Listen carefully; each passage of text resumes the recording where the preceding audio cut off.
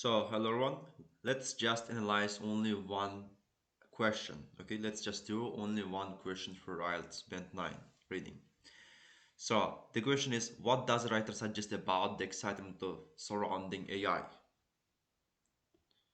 So, let's just read it. Science correspondent Mary Americas gave us her views on whether we should be concerned about the future development of artificial intelligence.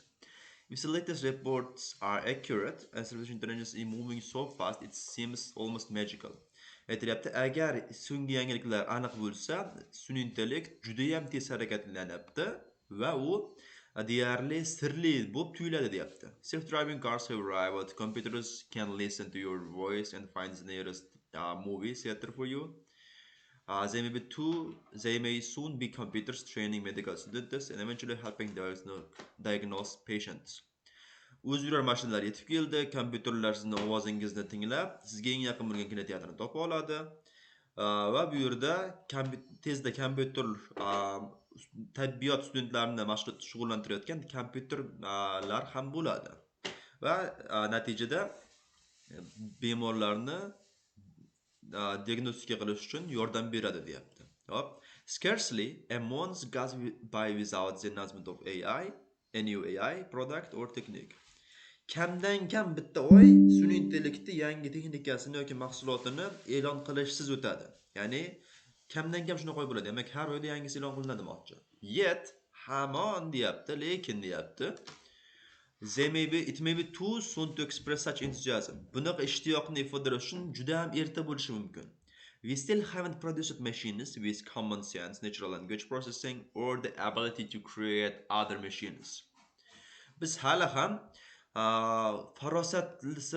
farosatda bo'lgan mashinalarni ishlab chiqara olganimiz yo'q deyapti. Tabiiy til yaratuvchi va boshqa mashinalarni yaratishga qodir bo'lgan mashinalarni hali yaratganimiz yo'q, ishlab chiqarganimiz yo'q. Our efforts are directly stimulating human brains remain primitive. To'g'ridan to'g'ri insonni miyasini talab qiladigan harakatlarimiz asosiy narsa bo'lib qoladi deyapti. Okay? Hop, endi sun'iy intellekt atrofida o'rab bo'lgan nima narsani tashkil qiladi deyotgan edi. Hop, endi aytyapti, it stems from assumptions that are premature. Premature degani hali juda erta degani. Juda erta bo'lgan taxminlardan kelib chiqadi, taxminlar sababli bo'lib chiqyapti deyapti. Ya'ni qanaqasi kelyapti shunaqa zavq bo'lsa, hali juda erta bo'lgan taxminlardan kelib chiqyapti. Bada it reflects the extent in which everyday life is changing. Kundalik hayot o'zgaryapti. Kundalik hayot o'zgarishi haqida gapirmadi. It is the result of computers having unforeseen capabilities. Unforeseen degani hali ko'rinmagan qobiliyatlar deyapti. Ya'ni ko'rinmagan qobiliyatlar bo'lgan kompyuterlardan kelib chiqadi deyapti. Yo'q, unaqa degani yo'q. It is unlikely to continue if the speed change slows down. Agar tezlik kamayadi, o'zgarish tezligi kamayadigan bo'lsa, u deyarli davom etmaydi deyapti. Ya'ni bu degani bunda boshlang'ich bo'lgan fikrlardan kelib chiqadi deyapti. Deganisi to'g'ri chiqadi. Ya'ni mana hali aniq emas deyapti. Hali erta bu narsaga deyapti.